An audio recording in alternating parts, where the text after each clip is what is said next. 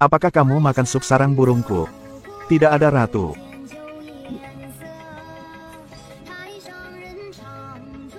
Itu karena aku terlalu lapar. Aku tidak bermaksud demikian. Keluarkan dan potong kepalanya. Jangan ratu, saya masih punya bayi. Bawa semua anaknya ke sini. Aku suka makan katak rebus. Semakin aku suka makan hotpot katak. Ratu Merah memiliki kepala yang aneh dan temperamen yang tidak biasa. Adik perempuannya, Ratu Putih, sangat lembut dan baik hati. Sebenarnya ketika dia masih muda, Ratu Merah jauh lebih manis daripada Ratu Putih. Jadi mengapa hal ini terjadi? Semuanya dimulai dari masa kanak-kanak. Satu hari, Ratu Putih rakus memakan kue buah dengan kikuk. Remah-remah di seluruh lantai. Karena takut ibu mengetahuinya. Jadi dia menendang remah-remah di bawah tempat tidur kaknya. Ratu Merah mengetahuinya dan melaporkannya kepada ibunya. Ratu marah dan bertanya apakah Ratu Merah akhirnya makan remah-remah di bawah tempat tidurmu. Teriak Ratu Merah. Meminta adiknya untuk mengatakan yang sebenarnya. Tapi Ratu Putih tetap bersikeras itu bukan karena dia makan. Sang ibu mempercayai suara lemah Ratu Putih. Ia sama sekali tidak mempercayai Ratu Merah. Setelah disalahkan, dia lari kesakitan. Dan tanpa sengaja jatuh dan kepalanya terbentur patung batu. Seluruh patung batu raksasa terguncang. Tetapi karena pembengkakan setelah musim gugur ini, hidupnya berubah total. Sejak itu, dia tidak bisa tumbuh lebih tinggi lagi. Kepala semakin besar dan besar. Tetapi saudara perempuannya yang lahir dengan ibu yang sama semakin cantik. Segera saatnya untuk memberikan tahta. Raja memutuskan untuk mengembalikan mahkota itu kepada putri sulungnya, Ratu Merah. Pada penobatan Raja baru, Hatter mengambil mahkota dan meletakkannya di atas kepala Ratu Merah. Namun tidak peduli bagaimana pembuat mahkota menyesuaikan sudutnya. Dia tetap tidak bisa memasang mahkota di kepalanya. Tidak ada cara lain. Kepala Ratu sangat besar. Pada akhirnya, orang yang membuat mahkota itu menggunakan seluruh kekuatannya untuk mendorong mahkota itu ke bawah. Mahkota telah pecah berkeping-keping. Ini langsung membuat orang tertawa. Tidak ada yang peduli dengan perasaannya. Teriak Ratu Merah. Dia akan menjahit mulut semua orang. Memenggal kepala semua orang yang berani menertawakannya. Lihat apakah kalian dapat terus tertawa. Raja berkata dia terlalu kejam. Tidak bisa menjadi ratu. Jadi dia mengumumkan bahwa tahta akan diwariskan kepada adiknya, Ratu Putih. Ratu Merah mengira semua orang tidak menyukainya. Semua orang selalu menyukai Ratu Putih yang lembut dan cantik. Dia berteriak kesakitan, kemarahannya mencapai puncaknya. Kepalanya terus membesar. Karena untuk melampiaskan amarahnya, Ratu Merah membakar istana dengan naganya sendiri. Dan pergi ke tempat lain dan membangun kerajaannya sendiri. Karena itulah kebencian antara kedua saudara perempuan itu muncul. Di papan catur 1000 tahun, Ratu Merah dan Putih harus mengirim masing-masing satu prajurit untuk bertarung demi mereka. Ratu Putih ingin mengalahkan naga Ratu Merah. Dia harus menemukan seorang gadis bernama Alice. Alice sedang dilamar oleh seorang pria sekarang. Melihat keengganannya, jelas bahwa ini adalah perjodohan. Pada saat ini, satu kelinci menarik perhatian Alice. Dia mengikuti kelinci ke pohon besar. Lihat lubang besar di batang pohon. Dia tidak hati-hati dan jatuh ke dalam lubang. Musim gugur yang panjang telah berakhir. Alice pergi ke ruang rahasia. Dia melihat sebotol air di atas meja. Ada juga pesan di atasnya yang mengingatkannya untuk meminumnya. Alice meminumnya tanpa berpikir. Tubuhnya mulai menyusut segera. Alice menyusut melalui pintu kecil ke dunia magis. Di sini dia bertemu dengan sekelompok makhluk aneh. Ada kelinci yang memakai rok mawar dengan wajah manusia. Orang memiliki kepala besar dan tidak memiliki leher. Ada banyak binatang yang bisa berbicara. Mereka membawa Alice untuk menemukan cacing hijau.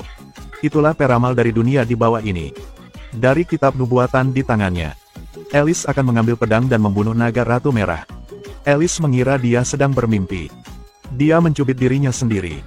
Tetapi masih tidak bisa keluar dari mimpi ini. Pada saat itu, monster berbulu dan tentara menyerbu masuk. Menyerang semua orang. Segera Alice terpojok juga. Saat itu seorang gadis tikus pemberani dengan pedang muncul. Dan berlari melewati kepala monster berbulu itu. Dia menggunakan pedangnya untuk mengambil salah satu mata monster itu. Alice berhasil melarikan diri. Tapi yang terburuk terjadi. Prajurit bermata satu menemukan gulungan ramalan. Saat dia menemukan rahasianya, dia akan menggunakan pedang ini untuk membunuh naga itu. Ratu Merah mengetahui bahwa naga kesayangannya akan dibunuh oleh Alice. Agar ramalan itu tidak menjadi kenyataan, Ratu Merah memerintahkan ksatria bermata satu untuk memburu dan membunuh Alice. Alice sedang berkeliaran di hutan sekarang. Dia bertemu kelinci parade dan pembuat topi gila. Hatter sekali lagi mengatakan kepadanya tentang membunuh naga itu. Alice masih tidak percaya. Dia tidak bisa membunuh siapapun, apalagi naga. Saat ini, ksatria bermata satu dengan penjaga datang mencarinya. Pembuat topi gila membawa Alice dalam pelarian. Setelah melalui hutan, tidak ada jalan di depan. Dia memasukkan Alice ke dalam topinya dan melemparkannya bersama Alice ke seberang sungai. Tetapi Mad Hatter sendiri ditangkap oleh Knave of Hearts. Menjadi tawanan Ratu Merah. Alice menyalahkan dirinya sendiri karena tidak berguna. Dia melepaskan rasa malu batinnya. Memberanikan diri untuk menunggangi anjing pemburu. Dia berlari menuju istana Ratu Merah. Berjalan melintasi parit yang penuh dengan tengkorak. Melalui celah batu tembok kota. Dia memasuki istana. Ratu Merah sedang bermain golf. Dia menggunakan flamingo sebagai alat. Memukul landak ke arah tempat Alice berdiri.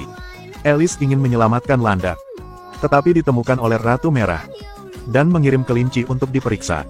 Kelinci putih tahu dia ada di sini untuk menyelamatkan Mad Hatter.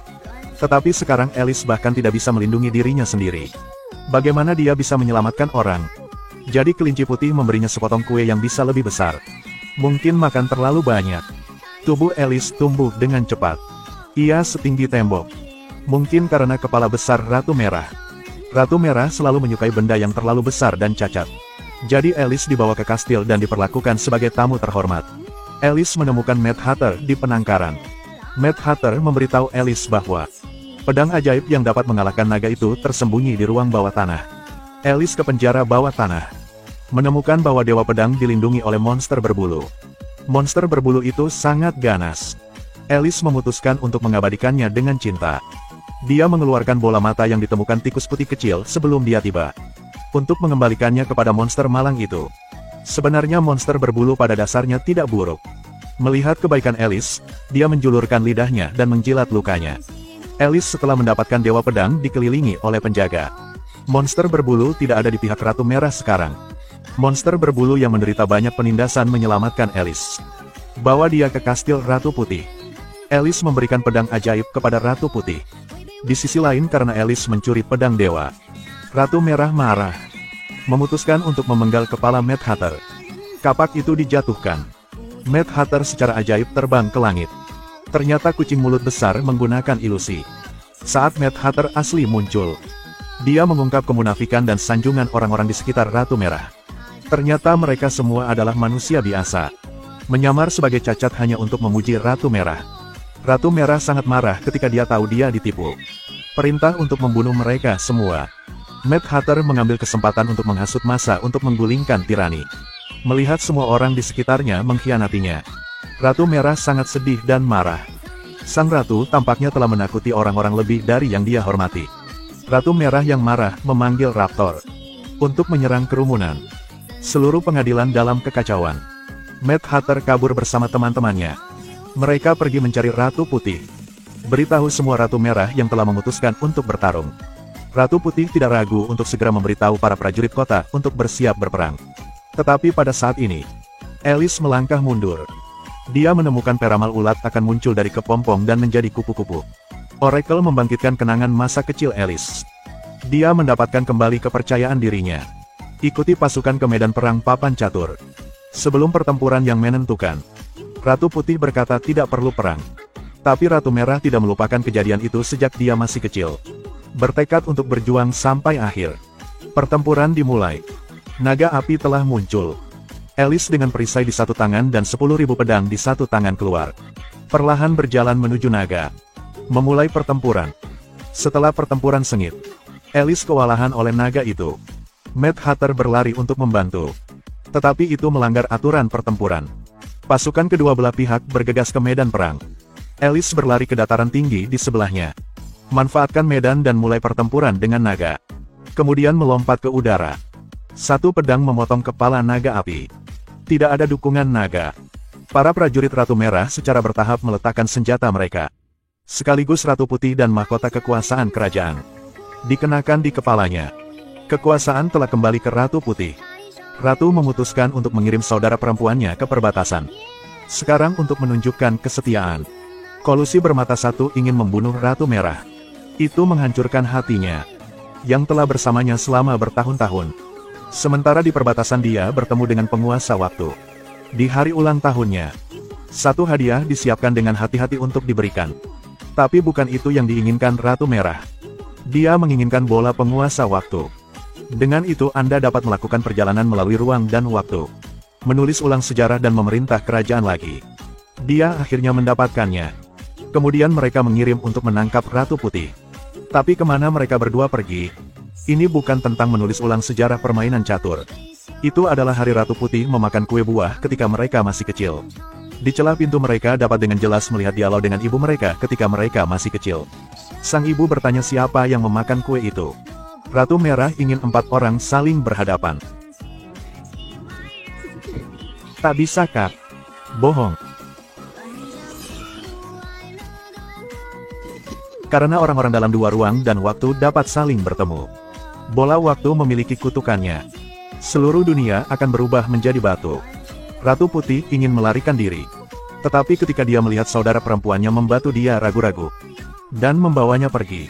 Segala sesuatu yang membatu menyebar lebih cepat. Lambat laun seluruh dunia telah sepenuhnya berubah menjadi batu yang terendam debu. Ketika Alice hendak mengembalikan bola ajaib, membatu dihentikan sementara. Waktu selamanya membeku pada saat ini. Tiba-tiba ada suara arus listrik kecil. Bola ajaib waktu telah berhasil kembali ke tempatnya. Hancurkan kutukan untuk Alice dan seluruh kastil. Dia menyelamatkan temannya di saat-saat terakhir. Semuanya kembali normal. Pada titik ini Ratu Merah juga kembali ke wujud aslinya. Ratu Putih dengan penuh semangat memegang tangan kakaknya. Setelah bencana besar terakhir, sang adik akhirnya menyadari kesalahannya. Menghadapi kakaknya, dia akhirnya mengatakan di mana kesalahannya. Aku telah paham. Aku makan kue dan berbohong. Sayang, jika aku berani mengatakan yang sebenarnya dari awal, maka ini tidak akan terjadi. Aku minta maaf. Aku salah. Aku menyadari di mana aku salah. Ratu Merah juga angkat bicara. Hanya itu yang ingin aku dengar. Kesalahpahaman saudari itu telah diselesaikan. Mengakhiri cerita bahagia.